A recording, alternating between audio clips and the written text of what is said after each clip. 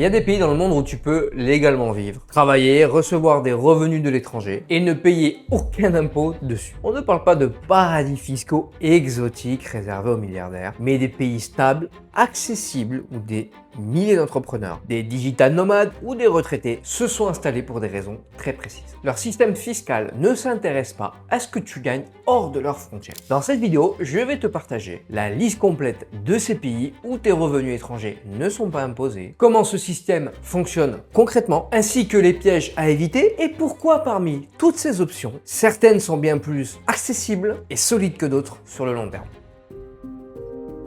Avant de commencer, on va rapidement définir les trois types de taxation. Taxation mondiale, c'est le système que tu connais si tu es français, belge ou bien canadien. Le pays taxe tout ce que tu gagnes, peu importe où tu l'as gagné dans le monde. Revenus locaux, revenus étrangers, tout est dans la même assiette. C'est le système le plus répandu et c'est précisément celui qu'on cherche à quitter quand on essaie de s'expatrier en optimisant sa fiscalité. Taxation territoriale pure. C'est un système simple. Une fois résident fiscal, le pays taxe uniquement les revenus liés à son territoire. Cela concerne par exemple une activité locale, des clients locaux ou un business basé dans le pays. Donc, si vous êtes digital nomade ou entrepreneur en ligne et vous travaillez depuis votre ordinateur, pour des clients à l'étranger, ou bien si vous êtes retraité avec des revenus provenant de votre pays d'origine, ces revenus ne sont généralement pas taxés localement. Alors, système hybride ou temporaire. Ce sont des pays où les revenus étrangers peuvent ou ne peuvent pas être taxés, mais uniquement sous certaines conditions. Ça peut dépendre du temps, comme notamment un avantage limité sur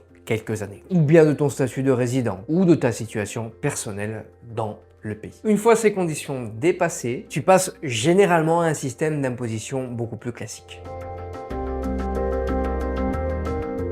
On commence par la première région de notre liste, l'Amérique latine. L'Amérique latine est la région la plus dense, en système basé sur la source ou en régime fiscaux favorables aux revenus étrangers. On y trouve plusieurs pays qui appliquent ce modèle ou des variantes très proches. On va les passer en revue rapidement. Puis je vais m'attarder sur des points importants à connaître. Pour les pays à fiscalité territoriale pure, où tes revenus étrangers ne sont tout simplement pas imposés, il y a le Panama, le Paraguay, le Costa Rica, le Guatemala, Honduras, République dominicaine, le Nicaragua et le Salvador, la Bolivie ou bien le Belize. Maintenant, deux pays avec exonération limitée dans le temps. L'Uruguay où tu bénéficies d'une exonération les 11 premières années de résidence et le Chili où tu as une fenêtre de 3 ans renouvelable, mais seulement une fois, donc soit 6 ans maximum d'imposition uniquement sur les revenus chiliens. Au-delà, le Chili bascule sur un système mondial avec des taux qui peuvent monter même jusqu'à 40% de vos revenus. Alors, c'est une option pour quelqu'un qui a une stratégie de moyen terme et qui prévoit de se restructurer ou de partir avant l'échéance. Quelques précisions importantes concernant les pays à fiscalité territoriale pure. Tout d'abord, le Panama reste l'option la plus complète de la liste. Infrastructure bancaire solide, le dollar US comme monnaie, plusieurs voies de résidence accessibles et un système basé sur la source inscrite dans le fonctionnement fiscal du pays depuis des décennies. Ce n'est pas un régime temporaire. D'ailleurs, si le Panama intéresse, tu peux réserver un appel gratuit via le premier lien en description avec Conciergerie Panama. On accompagne des entrepreneurs digital nomades et bien retraités dans leurs installations et l'obtention de leur résidence. L'appel est gratuit et permet d'analyser ta situation et de voir si le Panama est réellement adapté à ton profil. Sur le Costa Rica, un point que beaucoup ignorent. Le système est basé sur la source. Donc,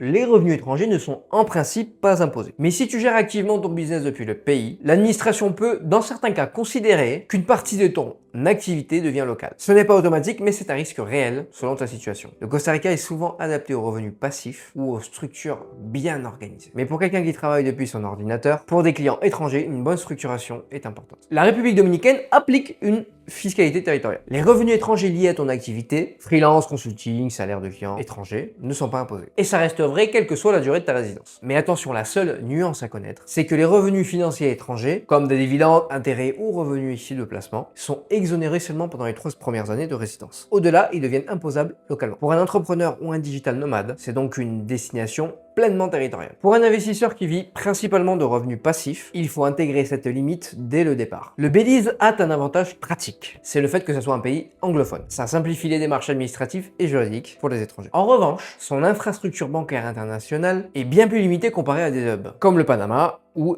bien évidemment le Singapour, ce qui peut rendre certaines structures bien plus complexes. 12 pays en Amérique latine, c'est clairement la région à considérer si tu cherches une destination qui permet de ne pas être imposé sur tes revenus étrangers. Maintenant, passons à l'Europe. Un seul pays, mais il mérite qu'on s'y arrête. La Géorgie. Si tu n'as jamais pensé à la Géorgie pour une optimisation fiscale, tu n'es pas le seul. Pourtant, c'est probablement l'une des meilleures options d'Europe pour les entrepreneurs et indépendants. Le système est basé sur la source et des régimes fiscaux plus favorable. Les revenus de sources étrangers des résidents géorgiens sont en général non imposés. Ce qui rend la Géorgie intéressante, ce n'est pas seulement la règle fiscale, mais l'ensemble du package. Imposition très faible sur les revenus locaux, via le statut d'entrepreneur individuel, absence d'imposition sur de nombreux revenus étrangers, selon la structure, procédure de résidence accessible, la capitale est une ville dynamique avec un coût de la vie bas et une communauté internationale en plein développement. L'Asie-Pacifique. Dans la zone, 3 territoires méritent notre attention. Mais leur système est souvent présenté de manière simpliste en ligne et ça crée énormément d'erreurs. Alors soyons précis. Et avant de les passer en revue, j'ai besoin de te parler d'un pays qui n'est pas dans la liste, mais qui est souvent vendu comme une bonne option. Et ça, c'est une erreur que beaucoup de nomades ont payé très cher. Le cas de la Thaïlande, ce qui a changé depuis 2024. La Thaïlande a souvent été une destination fiscalement attractive. L'ancienne règle était très simple. Les revenus étrangers rapatriés en Thaïlande la même année étaient imposables. Mais si tu attendais un an avant de les transférer, ils échappaient à l'impôt. Des milliers de digital nomades ont construit leur stratégie autour de ça. Gagné en 2022, transféré en 2023, zéro impôt thaïlandais. Et depuis le 1er janvier 2024, c'est terminé. Le département des revenus thaïlandais a changé l'interprétation de sa propre règle. Désormais, tout revenu étranger rapatrié en Thaïlande est imposable, peu importe quand il a été généré. L'année de référence n'est plus celle de la génération de revenus, mais celle du rapatriement. Concrètement, tu vis en Thaïlande, tu dépenses ton argent en Thaïlande, tu transfères sur ta banque thaïlandaise, tu es désormais exposé à l'impôt sur les revenus locaux, et avec des taux progressifs qui montent jusqu'à 35%. Et ça va plus loin. Utiliser sa carte bancaire étrangère pour sortir des espèces ou payer en Thaïlande est généralement considéré comme un rapatriement de capitaux. Et c'est les changements qui ont mis hors jeu la Thaïlande ces dernières années. Alors la Thaïlande reste un pays magnifique, une base de vie très agréable, mais elle n'est plus une destination intéressante fiscalement. Maintenant, les 3 territoires asiatiques qui méritent réellement leur place dans cette liste. Singapour, Hong Kong et la Malaisie. Quelques précisions importantes. Singapour est souvent vendu comme un pays à fiscalité territoriale pure. C'est plus nuancé que ça. En pratique, les revenus étrangers d'un résident sont généralement exemptés, sauf s'ils transitent par un partenaire basé à Singapour. C'est une destination premium, avec l'une des meilleures infrastructures au monde. Un système juridique solide, un hub financier incontournable, mais le coût de la vie très élevé. Hong Kong fonctionne sur un vrai principe territorial. Seuls les revenus générés à Hong Kong sont taxés. En pratique, dividendes étrangers, plus-value sur actifs hors Hong Kong, revenus d'une activité exercée entièrement à l'étranger, rien de tout ça rentre dans l'assiette fiscale. La clé reste la notion de source de revenus, qui dépendent d'où tu travailles vraiment, où tu gères ton activité. La Malaisie est le cas le plus complexe des 3. Historiquement territoriale, elle vient de changer ses règles en 2022. Les revenus étrangers rapatriés sont techniquement imposables. Mais le gouvernement a mis en place une exception renouvelée à plusieurs reprises et étendue dans le budget 2026 jusqu'au 31 décembre 2036 pour les particuliers. La condition reste la même. Les revenus étrangers rapatriés doivent avoir été imposés dans le pays d'origine. En pratique, pour quelqu'un qui garde ses revenus hors de Malaisie ou qui peut prouver qu'ils ont été taxés à la source. Le pays reste très intéressant sur une longue durée. La Malaisie compense avec un visa MM2H et une qualité de vie remarquable pour le prix, notamment à Kuala Lumpur. En Afrique. Ici seulement 2 pays appliquent une fiscalité territoriale pure, le Botswana et la Namibie. Le Botswana est l'un des pays les plus stables d'Afrique subsaharienne. Son système fiscal repose sur la résidence et sur la notion de source de revenus. En pratique, certains revenus générés de l'étranger, notamment dans le cadre d'une activité de consulting ou de business international, peuvent ne pas être imposés localement s'ils sont clairement considérés comme non liés au Botswana. En revanche, les revenus passifs étrangers comme les dividendes ou les intérêts peuvent être inclus dans l'assiette fiscale d'un résident botswanais, selon leur qualification. Le Botswana n'est donc pas totalement un système de fiscalité territoriale pure. C'est un système hybride basé sur la résidence et la source de revenus. Et concernant la Namibie, le pays applique un système basé seulement sur la source. Seuls les revenus considérés seulement de Namibie sont imposés. En théorie, les revenus étrangers d'un résident namibien ne sont pas imposés localement, s'ils restent clairement hors de la source namibienne. Mais la Namibie a une particularité importante. La notion de source peut être interprétée largement. Certains revenus peuvent être considérés comme liés à la Namibie si l'activité est exercée depuis le pays ou si le centre d'économie s'y trouve, même pour des clients étrangers. En pratique, les revenus passifs étrangers, dividendes, investissements, offshore, etc., sont généralement beaucoup moins exposés. En revanche, une activité exercée depuis la Namibie pour des clients étranger doit être analysée plus précisément. La Namibie reste intéressante sur le papier, mais elle demande une analyse au cas par cas selon les types de revenus et la structure d'activité. Avant de passer à la catégorie suivante, il faut clarifier deux logiques fiscales différentes, parce que c'est là que beaucoup de gens se perdent. La fiscalité territoriale, on en a déjà parlé. Ce qui compte, c'est l'origine du revenu. Si tu gagnes ton argent à l'étranger, le pays ne le touche pas. Peu importe si tu le dépenses sur place ou tu le vires sur ton compte local. Le remittance base, c'est différent. Ce qui compte ici, c'est plus d'où vient l'argent, mais où il atterrit. Tant que tes revenus restent sur un compte étranger, ils ne sont pas imposés. Mais dès que tu les transfères dans ton pays de résidence, il devient imposable. Virer sur ton compte local, payer avec ta carte étrangère sur place, régler un loyer avec des fonds offshore, tout ça peut être considéré comme un rapatriement. C'est un système qui demande une gestion active de ces flux et pas quelque chose qu'on improvise. Et dans certains pays remittance base, il y a une condition supplémentaire pour bénéficier du régime. Le statut non domicilié ou non-dom. Le domicile, ce n'est pas l'endroit où tu habites, c'est le pays que tu considères comme ton foyer permanent. Par exemple, un Français qui s'installe à Malte sans intention de rester définitivement reste non domicilié à Malte. Et c'est ces statuts qui ouvrent l'accès au régime avantageux. On va pas trop rentrer dans le détail technique, car ce n'est pas le but de cette vidéo. Mais souvenez-vous que ces pays permettent également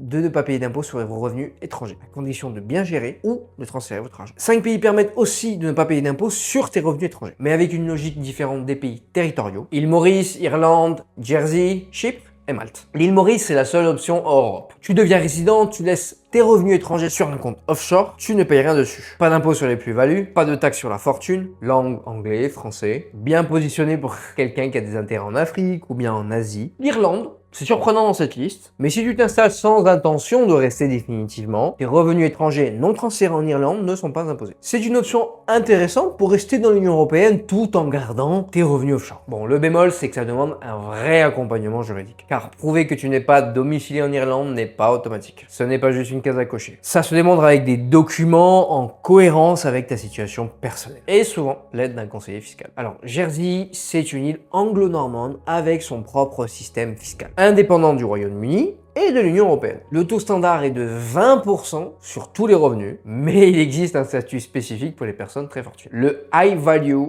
Resident, qui permet de payer seulement 1% d'impôt au-delà d'un certain seuil de revenus. C'est un régime très niche, réservé à des profils avec des revenus et un patrimoine important. Mais pour ceux qui sont éligibles, c'est une base fiscalement très compétitive et à 2 pas de la France. Chypre, c'est probablement l'option la plus intéressante de l'Europe pour quelqu'un qui vit de dividendes d'étrangers ou de plus-value. Zéro taxe sur les dividendes, zéro taxe sur les intérêts et les plus-values financières pour les résidents non domiciliés. Et tu peux obtenir la résidence fiscale avec seulement 60 jours de présence par an. Et finalement, Malte, même principe. Les revenus étrangers non transférés ne sont pas imposés. Et même si tu rapatries tes plus-values à Malte, elles restent exonérées, ce qui est plutôt rare en Europe. C'est une destination dans l'Union européenne, une bonne base pour les personnes qui souhaitent rester en Europe.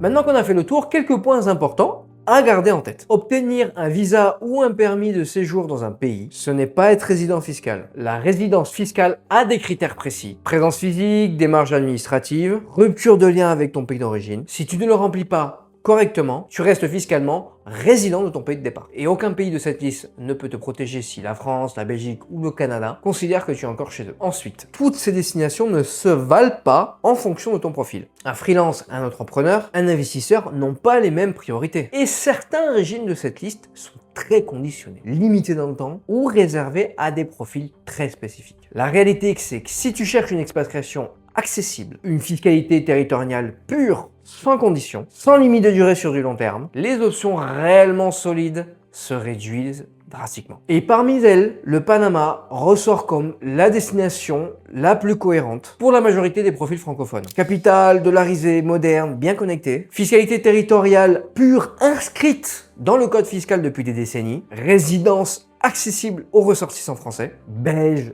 suisse, canadien et bien d'autres. Zéro impôt sur les revenus étrangers, sans condition de durée, sans contrainte de rapatriement. C'est pour ça qu'on en parle et ce n'est pas du hasard. Et si devenir résident au Panama et bénéficier de 0% d'impôt sur tes revenus étrangers, mais aussi son cadre de vie exceptionnel t'intéresse, c'est exactement ce que nous faisons chez Conciergerie Panama. On accompagne des dizaines d'expatriés et digital nomades tous les mois à obtenir leur résidence avec succès. Je suis moi-même résident panaméen depuis plus de 12 ans. Je connais donc parfaitement les démarches et les pièges à éviter. Donc, si tu souhaites obtenir ta résidence au Panama et que tu souhaites qu'on t'accompagne de A à Z dans tes démarches pour l'obtenir, tu peux réserver un appel gratuit dans le lien en description. Je te dis à la prochaine.